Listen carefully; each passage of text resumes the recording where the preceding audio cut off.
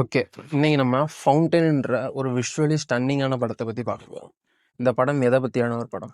இந்த படம் யூனிவர்சல் தீமான love and accepting the death அப்படின்ற படத்த பத்தி பேசுது. அப்படின்ற விஷயத்த பத்தி இந்த படம் பேசுது. ஓகே. இந்த படத்தோட பிளாட் லைன் என்னன்றத நம்ம ஃபர்ஸ்ட் பார்க்கலாம். ஒரு சயின்டிஸ்ட் கம் டாக்டர் மாரி ஒருத்தர் இருக்காரு. அவருக்கு ஒருத்தவங்க ஒய்ஃப் இருக்காங்க. அவங்களுக்கு ஏதோ ஒரு நோய் இருக்குது. ஒரு ட்ரீ மூலமா கிடைக்கிற ஒரு பேட்டர்ன் மூலமா அந்த பேட்டர்னை வச்சு அவங்க வந்து அதுக்கு மெடிசின் கண்டுபிடிக்க ட்ரை பண்ணுறாங்க. ஒரு மங்கியை ஆப்ரேட் பண்ணிட்டு இருக்கிறாங்க. ஒரு ஸ்டோரி இப்படி போகுது.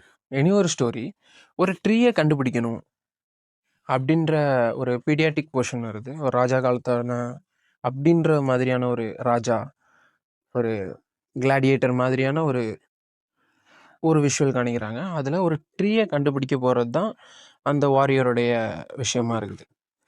இதில் ட்ரீன்றது ஒரு சிக்னிஃபிஷியண்டான ஒரு சிம்பாலிசமாக யூஸ் பண்ணியிருக்காங்க. ட்ரீ, அந்த ரிங், அந்த ஸ்டார், அப்புறம் accepting the death.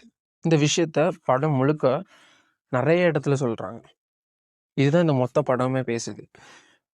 Hero protagonist வந்து லவ் மூலமாக அந்த டெத்துன்றது ஒரு டிசீஸ்ன்னு சொல்லிக்கிட்டே இருக்கிறாரு. ஆனால் ஃபீமேல் ப்ரொட்டாகனிஸ்ட் என்ன ஆணித்தரமாக நம்புறது என்னன்னா, death is a starting point of rebirth அப்படின்றத நம்புகிறாங்க.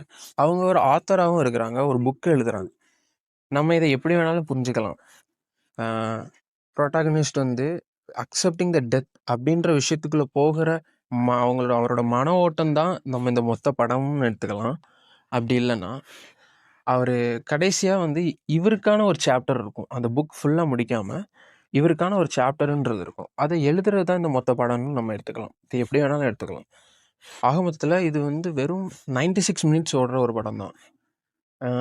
136 மினிட்ஸ் தான் இருக்குது. 1 hour 36 மினிட்ஸ் தான் இந்த மொத்த படமே. இந்த மொத்த படமும் ஒரு விஷுவலி ஸ்டன்னிங்கான படம். இந்த மொத்த படமும் ஒரு ப்ரீ கிளைமேக்ஸ் பார்த்த மாதிரி இருக்கும். எப்படின்னா, இந்த படம் வந்து ஸ்டார்ட் எண்ட் அப்படின்ற 3 act ஸ்ட்ரக்சரை ஃபாலோ பண்ணாமல் ஒரு நான்லீனியரில் வேலை போகிறனால சில பேத்துக்கு புரியாமல் இருக்கலாம். இந்த படம் பார்க்கும்போது கொஞ்சம் ஃபோக்கஸ்டோடு பார்க்கணும்.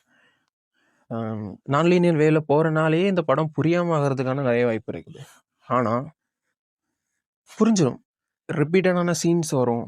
ஓகே, இதில் இருந்தால் இங்கே கண்டினியூஷன் ஆகுதான்றது நம்ம படத்தை ஃபோக்கஸ்டாக பார்க்கும்போது புரிஞ்சிடும். இந்த படம் எப்படி இருக்குன்றதை நம்ம சொல்லணும்னா, இதே மாதிரியான ஒரு தீமில் 2ஆம் உலகம்னு ஒரு படம் வந்துச்சு. ஆர்யா, அனுஷ்கா நடிச்சு செல்வராகவன் டைரக்ஷனில் அந்த படம் வந்துச்சு. அந்த படமும் இதே மாதிரி தான் இருக்கும். ஆக மொத்தத்தில் ஃபவுண்டைன் படம் எதை பற்றி சொல்லுதுன்னா, love is not forever, love is accepting the death is a part of human ஜேர்னின்றத சொல்கிற ஒரு நல்ல படம்.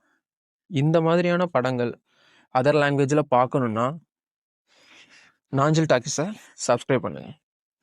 நிறைய பேர் வந்து சப்ஸ்கிரைப் பண்ணாமல் வீடியோ பார்த்துட்டு போகிறீங்க. ப்ளீஸ் சப்ஸ்கிரைப் பண்ணுங்கள்.